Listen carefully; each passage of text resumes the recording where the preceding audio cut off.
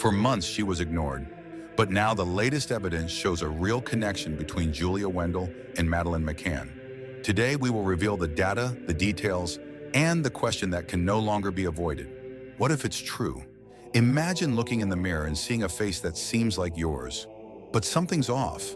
A feature that doesn't fit, a mark that shouldn't be there, and it keeps asking, who are you, really? That's how it all began. A young woman, a mirror, a reflection that didn't offer certainties, it offered questions. In her iris, a rare defect. But what if it wasn't a defect? What if it was a forgotten signature? For months, she was treated as a joke, as crazy, as an opportunist. They laughed at the resemblance, ignored her plea, dismissed her doubt as if it were delusion. But now it's different, because the latest test didn't deny it. They didn't confirm it, no, but they also didn't rule it out. And the silence that followed those tests, that yes is deafening. What do you do with evidence that doesn't prove, but also doesn't let you forget? What do you do with DNA that doesn't point the way, but also doesn't close the door? While the press shrugged and online profiles erased the comparisons, something was growing in the background, quietly. A collection of data, dates, details, and silences that began to form an outline. It was no longer about appearance, it was about genetic patterns, about location, about absent memory, about anomalies that reach back in time like a scar, a young woman, a mirror, and an invisible thread that insists on connecting two lives shattered by the same void. What if what the world called delusion is in fact the missing piece? The cruelest thing isn't always denial. Sometimes it's the laughter, the contempt, the protocol silence of those who don't want to listen, because listening demands answering, and some answers break the comfort of official versions. She didn't want fame, she didn't want money, she just wanted to know if the feeling she'd carried since childhood made any sense. But for many, her discomfort was an inconvenient problem. After all, if it's true, who was wrong? Who let it slip? Who will have to face their own mistake? DNA is just the paper. The doubt is the weight. And what hurts most isn't not knowing. It's being treated as if the question is too absurd to ask. Today, we're not looking for certainties. We're going to listen to what was silenced. Because sometimes the truth doesn't scream, it whispers. And only those who stay silent with it can hear it. If you also feel that something's out of place, then follow me. It starts now. Since she was little, she felt something was wrong. It wasn't a specific memory. It wasn't a movie scene or a recognizable trauma. It was more like a sensation, like wearing the wrong size shoe your whole life. You get used to it, but you never walk in peace. Julia's childhood was a tangle of versions, swapped names, dates that didn't add up, photo albums with gaps, a distant mother and absent father, interrupted stories. When she asked, they said it was her imagination. When she insisted, the scolding came. Stop making things up. But she wasn't making things up. She was trying to understand why nothing about her seemed to belong to the place where she grew up. The first time she noticed the coloboma was at 9, during an eye exam. The doctor explained it was a rare malformation, usually present from birth. At that moment, she didn't grasp its weight. But years later, when she saw the photo of a missing girl, that same anomaly reflected in an eye lost on old posters. Something froze inside her. The coloboma became a mirror, and the mirror became a thread. From then on, the search stopped being just emotional. She wanted to know. She needed to know. She couldn't stay silent anymore. But when she started speaking, the world started laughing. She just wants attention. Another one trying to ride someone else's tragedy. She's sick. No one wanted to listen. And that hurt more than any doubt. Because she wasn't saying she was. She was saying she might be. And she just wanted a chance to find out. The press dismissed it as madness.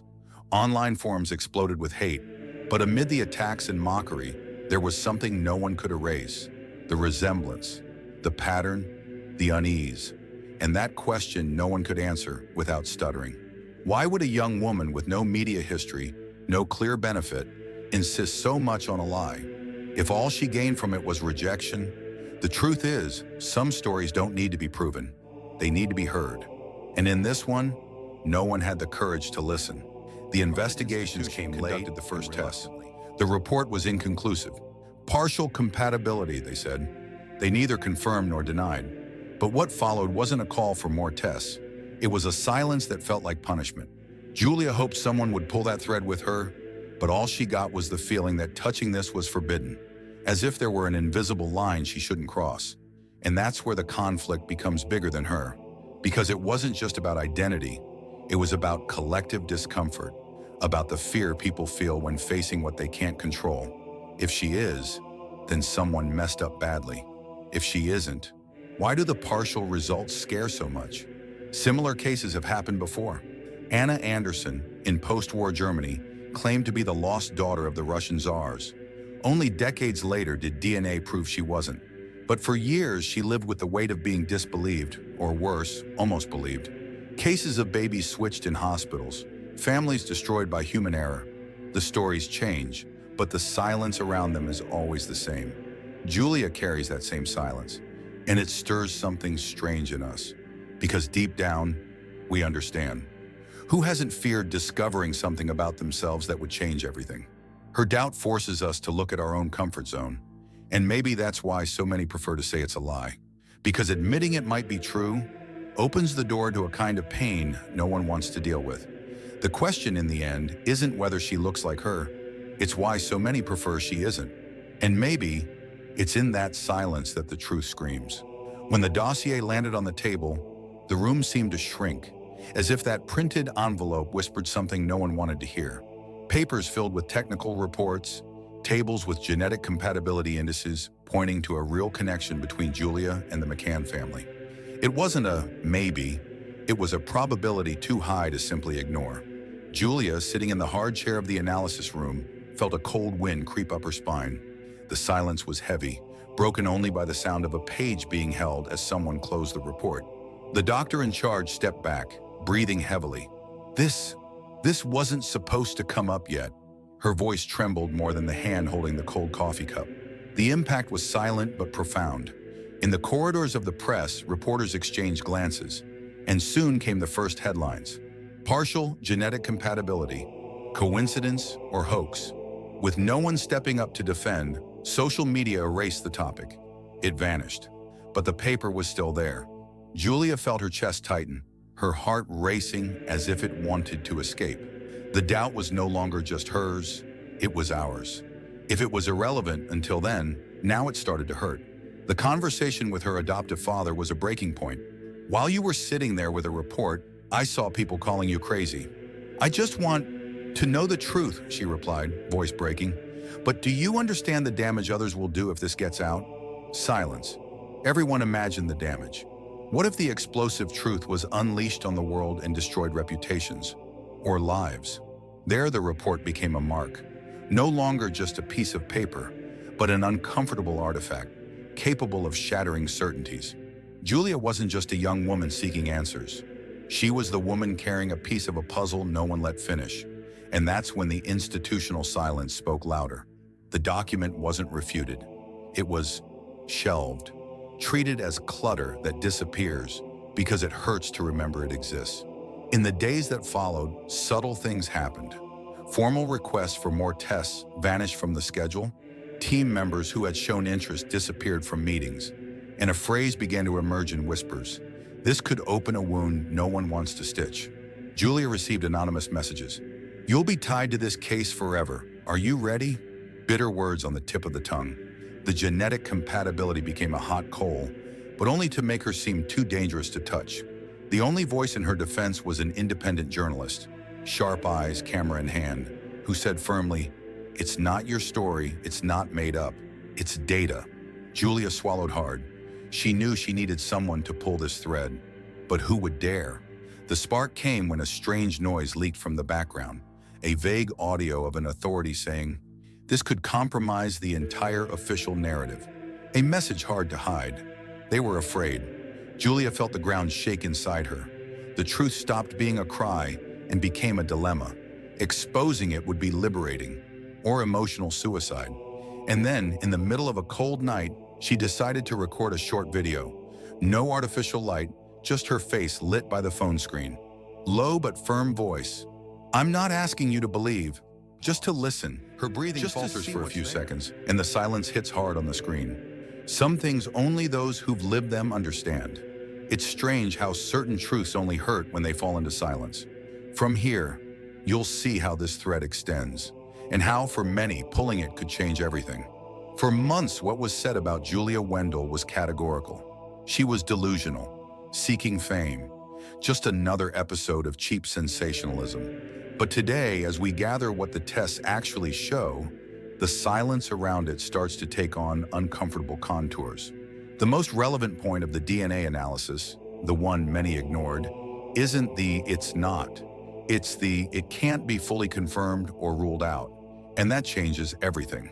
The technical result revealed significant genetic compatibility with the MCCANN family's region of origin, which by itself would already dismiss any certainty that Julia was the daughter of the parents who registered her. But the most uncomfortable point isn't in the report itself. It's in how it was received. The company that conducted the tests, the press, and even legal representatives began treating the matter as closed, without presenting definitive refutation. This isn't common in serious cases. Normally, when it comes to DNA, clarity is sought. Here it seems what they wanted to avoid was exactly that. And the inevitable question arises: why? This absence of an official response opened the door to a kind of informal judgment. The internet's. Amid memes, contempt, and skepticism, a sort of public punishment was created for Julia. Not for what she did, but for what she might represent. If by chance she were Madeleine McCann, it would call into question not only an international disappearance narrative, but also decades of investigation, political decisions, wrong suspects, and above all, the grief of a family the whole world watched closely. Confirming that possibility would mean opening a closet full of doors no one wants to unlock anymore. But Julia doesn't represent just this case. She symbolizes something bigger: the collective resistance to accepting realities that dismantle certainties. When a young woman with a history of trauma, family gaps, and documented suspicions claims she was abducted as a child and presents physical signs, inconsistent records, and an inconclusive DNA test, the least expected would be a rigorous, impartial investigation. But what we saw was silence. The drawer closed before the questions were asked seriously. This raises a central ethical question. How far are we willing to go to protect a comfortable narrative? Because in this case, the discomfort isn't in the lack of evidence. It's in the excess of implications. If Julia's right, we'll have to admit that the entire institutional apparatus failed. That child protection mechanisms, forensic expertise, and international investigations may have closed around a version too convenient. And faced with this, the debate is no longer about whether she is or isn't. It's about what to do when someone says, "I might be." The ocular coloboma, that rare trait in the iris that Julia has, that Madeleine also had, and that is recorded in various documents from the time, stopped being just a visual coincidence. It became the symbol of an uncomfortable question, which many still avoid. If this isn't enough to, at least, reopen the case, what would be? Today, Julia lives off the media's radar, but the case continues, not as a spectacle, but as a kind of moral debt. Because ignoring a legitimate possibility of reunion isn't just a mistake, it's abandonment. And even if Julia is never confirmed as Madeleine, the way her doubt was treated exposes a bigger problem: the social tendency to ridicule those who dare question public certainties. Those who break with the official story aren't just disbelieved, they're discarded. In the end, what remains is a question that still echoes, not in the newspapers, but in the depths of collective consciousness. If there were a chance, even a slim one, that a missing child were alive, why would anyone close that door? The answer may not come from the courts, nor from the labs, but it comes from how we choose to listen or silence those voices. And maybe Julia isn't the answer everyone's looking for, but she is, without a doubt, the question no one wants to ask anymore. Some stories don't ask to be told. They appear slowly, like that sound you try to ignore, but it keeps whispering just behind your consciousness. Julia's is one of those. What started as an unlikely suspicion became an uncomfortable mirror, because her doubt, deep down, was never just hers. It touches something everyone carries in silence: The fear that the truth is right in front of us, that microscopic flaw in the iris, became a trigger for judgments. But it was never the problem. What really bothers is everything it represents. How much it could force institutions, people, entire narratives to rethink everything. Not because it's certain, but because there's something there that, if taken seriously, might force the world to admit it, ignored someone who needed to be heard. And that's what gets me. Because in this case, the truth isn't just in the technical data, it's in the void no one wanted to fill. It's in the questions no one had the courage to ask properly. The silence around it says more than any report. There's a moment that stuck in my head for days. The scene wasn't televised, but it was described. Julia, on one of those days when the pressure was unbearable, reportedly looked at a reporter and said something like, "I'm not saying I am. I'm just saying I never knew who I was." That broke me, because that's where everything changes. It's in that kind of sentence that we understand this isn't about proving a connection.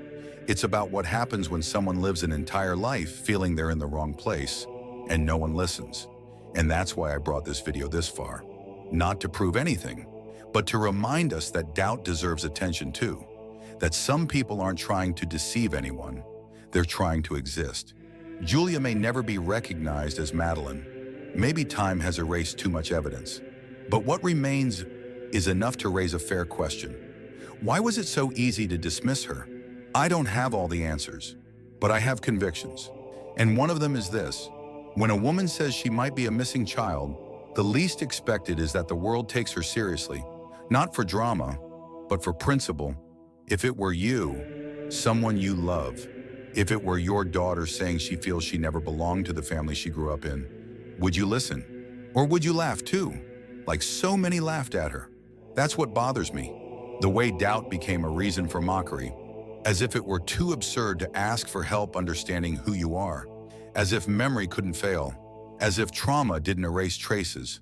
And then, amidst it all, the case disappears again, as if it never existed, as if the pain could be filed away with old articles. But you can't file away what still pulses. That's why I needed to bring you here. And now that you've heard all this, I ask you, what do you feel? Because some will leave this video and forget, but others, maybe you're one of them, will carry this doubt forever. Not the doubt about her name, but the doubt about how we treat those who disturb. If you felt that, if something inside you is still tight, then maybe this video served its purpose. Not to convince, but to remind us that not every story needs an ending to make sense. Sometimes it just needs to be told. And if this one touched you, even for a moment, then you're already part of it. Some stories the world tries to bury, but every time someone comes back to listen, they breathe again.